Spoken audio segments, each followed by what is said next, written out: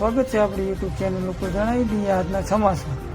કોલકાતામાં 12 જૂન 2024ની ગુરુવાર વિશ્વ આરોગ્ય સંસ્થાએ ભારતમાં બર્ડ ફ્લૂ સંક્રમણ માણસમાં પણ આવ્યું હોવાની પુષ્ટિ કરી છે। પ્રાપ્ત માહિતી અનુસાર બર્ડ ફ્લૂ વાયરસના કારણે પશ્ચિમ બંગાળમાં 4 વર્ષનું સંક્રમણ ભોગ બન્યું છે। એસએનએસર વાયરસના માટે જવાબદાર છે। બાળકને તાવ તથા શ્વાસ લેતી વખતે સમસ્યા જોવા મળી હતી, આથી તેને હોસ્પિટલમાં દાખલ કરવામાં આવ્યું હતું। અગાઉ ભારતમાં વર્ષ 2019માં બર્ડ ફ્લૂ સંક્રમણનો કેસ જોવા મળ્યો હતો। એ પછી પહેલીવાર માણસમાં સંક્રમણ ધ્યાનમાં આવ્યું છે।